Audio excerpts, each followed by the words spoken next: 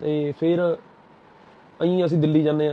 ਮਤਲਬ ਉਹਨੇ 2 ਚੀਜ਼ਾਂ ਕਹੀਆਂ ਮੈਨੂੰ, ਦਿੱਲੀ ਜਾਂਦੇ ਆ, ਦਿੱਲੀ ਸਾਡੀ ਗੱਡੀ ਮਗਰ ਰਹਿ ਜਾ ਕਰੇ, ਭੈਣ ਦੀ 11 ਮਾਡਲ ਗੱਡੀ ਸਾਡੇ ਕੋਲ ਫੋਰਚੂਨਰ ਲੈ ਲਈ ਤੇ 7 ਲੱਖ ਦੀ ਲਿਆਏ ਅਸੀਂ ਵੀ ਚਲੋ ਫੋਰਚੂਨਰ ਵਾਲੇ ਕਲਾਕਾਰ ਬਣਾਂਗੇ। ਉਦੋਂ ਲੋਕ ਲੱਗ ਕੇ ਕਹਿਣ ਯਾਰ ਸਾਨੂੰ ਵੀ ਯਾਰ ਹੁਣ ਤਾਂ ਬਾਈ ਫੋਰਚੂਨਰ ਬਣਦੀ ਹੈ, ਇਹ ਪਾਰਲੇ ਜੀ ਗਾਣਾ ਆਇਆ ਪਿਆ, ਅਸੀਂ ਲਿਆਂਦੀ 7 ਲੱਖ ਦੀ 6,85,000 ਦੀ। ਉਹਦੀ ਤਾਂ ਐਵਰੇਜ ਹੀ ਬਹੁਤ ਘੱਟ ਹੋਣੀ ਬਾਈ, ਸਵਿਫਟ ਦੇ ਮੁਕਾਬਲੇ ਤਾਂ ਅੱਧੋ ਵੱਧ ਦਾ ਫਰਕ ਸੀ।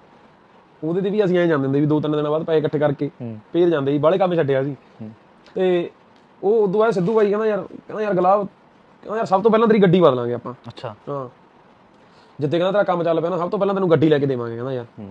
ਤੇ ਅਸੀਂ ਘਰੇ ਆਉਣੇ ਆ, ਘਰੇ ਆ ਕੇ ਮੈਨੂੰ ਕਹਿੰਦਾ ਯਾਰ ਖੜ ਜਾ, ਕਹਿੰਦਾ ਥੋੜਾ ਟਾਈਮ ਤੈਨੂੰ ਗੱਡੀ ਬਦਲ ਦਿਆਂਗਾ ਤੇਰੀ। ਤੇ ਬਸ ਫੇਰ ਤਾਂ ਪਰਮਾਤਮਾ ਤੁਹਾਡੀ ਐ ਸੁਣਦਾ, ਫੇਰ ਨਹੀਂ ਪਤਾ ਲੱਗਿਆ, ਫਿਰ ਤਾਂ ਬਸ ਐਂ ਜ਼ਿੰਦਗੀ ਚੇਂਜ ਹੋ ਗਈ। ਭੈਣ ਵੀ ਗੱਡੀ ਪੁਰਾਣੀ ਫੋਰਚੂਨਰ ਤੋਂ ਕਦੋਂ 24 ਮਾਡਲ ਫੋਰਚੂਨਰ ਲਿਆਂਦੀ ਕਾਲੀ, ਫਿਰ ਪਤਾ ਹੀ ਨਹੀਂ ਯਾਰ, ਫਿਰ ਤਾਂ